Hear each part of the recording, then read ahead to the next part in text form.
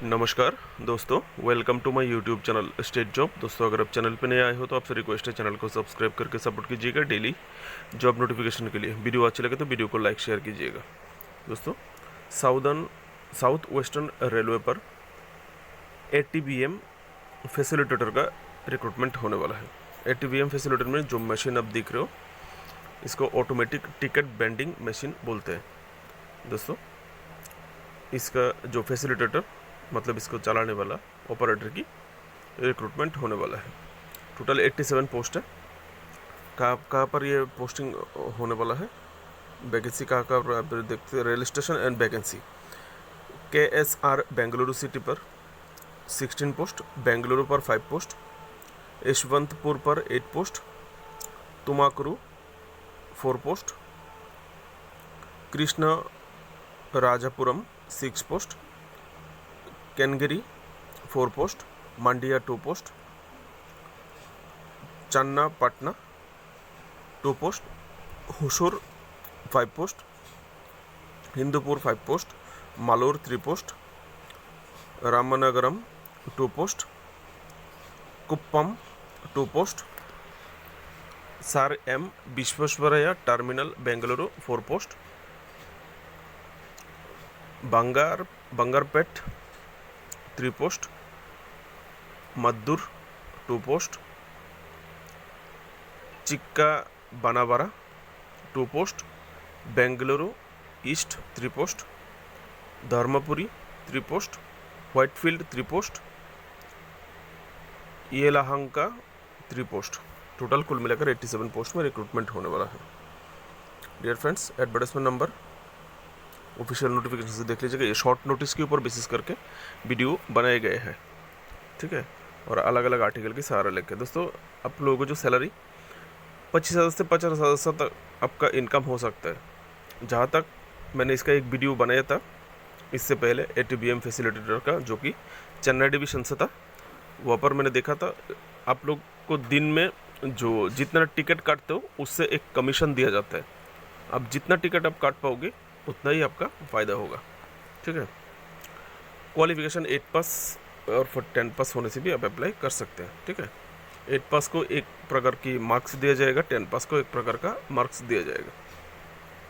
और एरिया जो अप्लाई करेंगे वो अब उसी एरिया से होने से ज़्यादा स्कोर मिलेगा आप लोगों को सिलेक्शन की टाइम पे।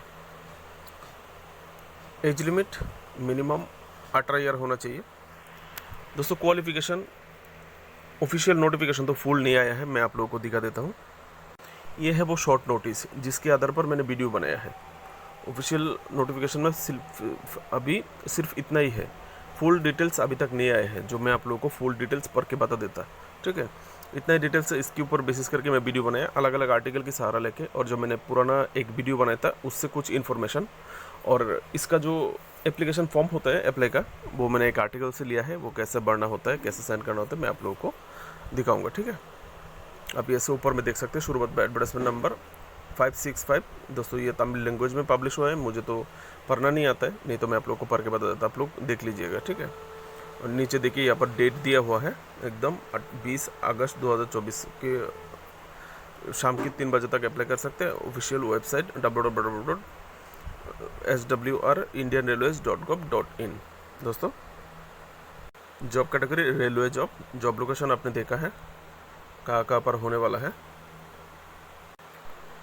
और आपका जो सिलेक्शन होगा वो आपको अब किस एरिया से हो, अपनी घर से स्टेशन का दूरी कितना पर है, उसके आधार पर एक स्कोर दिया जाता है। मैं आप लोगों को दिखा देता हूँ, ठीक है, दिखा रहा हूँ। ये एक ओल्ड नोटिफिकेशन है, ठीक है दोस्तों, ये 2022 का एक नोटिफिकेशन है। यहाँ पर देखिए जो किस प्रकार से फैसिलिटेटर का स्कोर दिया जाता है जब आपका सिलेक्शन किया जाता है। जिनका क्वालिफिकेशन क्लास 8 पास से नीचे है उनको 3 मार्क्स दिया जाता है। जिनका क्वालिफिकेशन 8वीं से लेकर 10वीं तक है उनको 6 मार्क्स दिया जाता है, और जिनका क्वालिफिकेशन 10वीं पास से लेकर उसके ऊपर है उनको 10 मार्क्स दिया जाता है। दोस्तों, ये जो पोस्ट है वो जो लोग रेलवे में साउथ वेस्टर्न रेलवे में काम करते हुए जॉब करते हुए रिटायरमेंट लिया है वो रिटायर्ड पर्सनल के लिए ही स्पेशली दिया जाता है। अगर आप फ्रेशर्स कैंडिडेट हो तो आप अप्लाई नहीं कर सकते हो, फिर भी आप लोग फुल नोटिफिकेशन आने से एक बार देख लीजिएगा, ठीक है। और यहाँ पर तो जो मैंने एक बार पहले एक वीडियो बनाया था उसका वीडियो मेरे चैनल पर है, आप लोग जाके भी देख सकते हो। वहाँ पर अगर रिटायर्ड पर्सनल की फैमिली से कोई ये जॉब करना चाहता है वो भी कर सकते हैं, लेकिन उनको इंडिकेट करना पड़ता है कौन करेगा वो जॉब, ठीक है। आपका बेटा करेगा या आपकी बेटी करेगा या आपकी वाइफ करेगा, वो ऐसा इंडिकेट करना पड़ता है, ठीक है।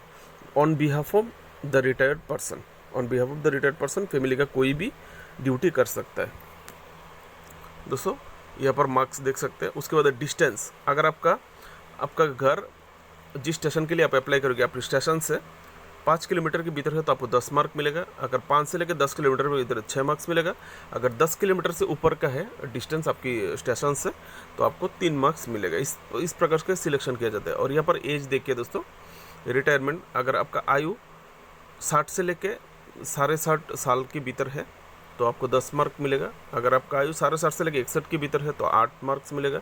अगर आपका आयु 61 से लेकर 62 ईयर तक है तो 6 मार्क्स मिलेगा।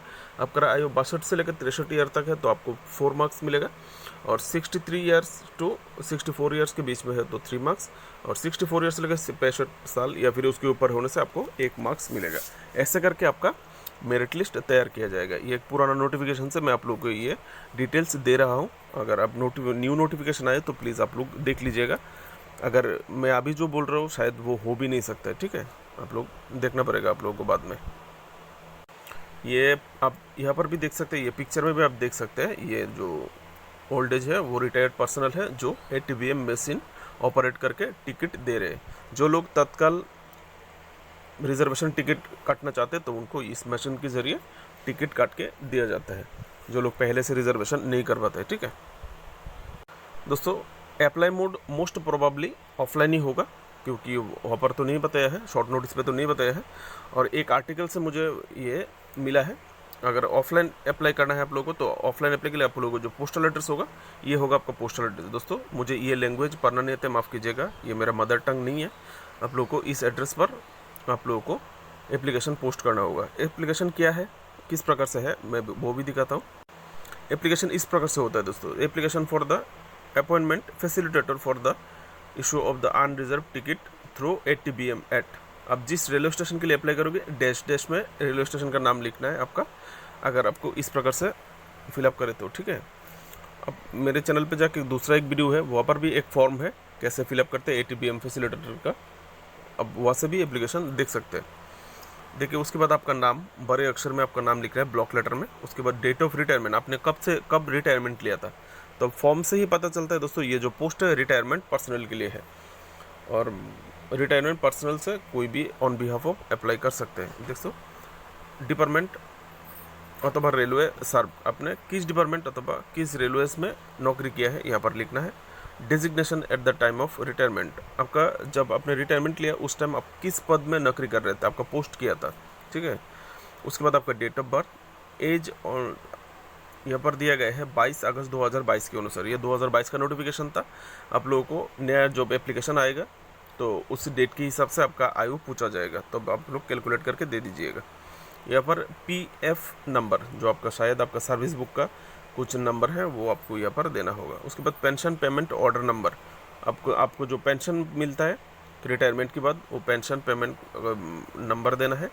साथ में उसका एक पेंशन पेमेंट का जो कॉपी है उसको एनक्लोज करके देना है, मतलब जेरॉक्स कॉपी आपको देना होगा। उसके बाद आपका permanent address self attested copy proof होना चाहिए। जो परमानेंट एड्रेस कहाँ पर होता है, आधार कार्ड, वोटर ID, इसमें ही आपका परमानेंट एड्रेस होता है, या फिर पासपोर्ट या फिर पैन कार्ड इसमें होते हैं, ठीक है ना। जो भी देंगे आप सेल्फ अटेस्टेड करके देंगे जेरॉक्स कॉपी पर, नीचे आपका किसी भी सफ़ेद जगह पर आपका सिग्नेचर कर दीजिएगा। उसके बाद आपका वैलिड कॉन्टैक्ट नंबर। गियर नंबर ऑप्शन में whether the employ retired on normal superannuation और वॉलंटरी रिटायरमेंट, आपने नॉर्मली रिटायर्ड हुए हैं आफ्टर सर्विस कंप्लीट करने के बाद, या फिर आपने वॉलंटरी रिटायरमेंट ले लिया था, वो आप लोगों को लिखना है, ठीक है। If not due to normal superannuation the please give the details mode of retirement, आपने किस प्रकार से लिया। अगर आपने वॉलंटरी रिटायरमेंट लेनी है तो आपने किस प्रकार से रिटायरमेंट लिया आपको यहाँ पे लिखना होगा। अगर आपका नॉर्मली मतलब पेंशन नहीं मिला, वॉलंटियरी पेंशन भी नहीं मिला, ये जो कलम है, किसी एक्सीडेंट या फिर किसी भी कारण से आपको रिटायरमेंट लेना पड़ा, तो आपको यहाँ पर लिखना होगा 12 नंबर 12 नंबर कॉलम में, ठीक है। उसके बाद 13 नंबर पे वेदर एंगेज्ड अथवा oblique terminated at ATBM facilitated any other station and other details on enclose copy appointment and engagement order. दोस्तों आपको अगर आपने कहीं इससे पहले ATBM फैसिलिटेटर के तौर के काम किया था और वहाँ से अगर आपको एलिमिनेट कर दिया गया, बाहर कर दिया गया है, तो उसका कोई डिटेल्स है तो आप लोगों को यहाँ पे लिखना है। अगर नहीं है तो नहीं है, अगर आपने नहीं किया है ड्यूटी तो भी लिखना है, ठीक है। If yes mention the station name, अगर ऐसा है तो किस स्टेशन पे थे वो आप लोगों को यहाँ पर मेंशन करना है। 15 नंबर पे दोस्तों, an affidavit that not been convicted in criminal case to be enclose necessary. दोस्तों आपको एक एफिडेविट करना है। एफिडेविट तो दोस्तों कोर्ट के थ्रू ही करना पड़ता है, इसकी जरूरत नहीं। आपको एक एफिडेविट चाहिए कि आपके नाम के अगेंस्ट कोई क्रिमिनल केसेस नहीं है, आपको यहाँ पर देना होगा। उसके बाद सिग्नेचर, नेम प्लेस, आपका नाम, उसके बाद आप कहाँ से अप्लाई किया प्लेस, उसके बाद डेट, ठीक है।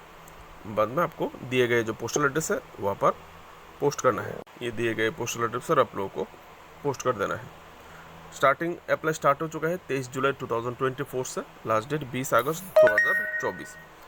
एप्लीकेशन फ़ी यहाँ पर नहीं चाहिए। ऑफिशियल वेबसाइट www.rrc.chubli.in अथवा www.swrindianrailways.gov.in।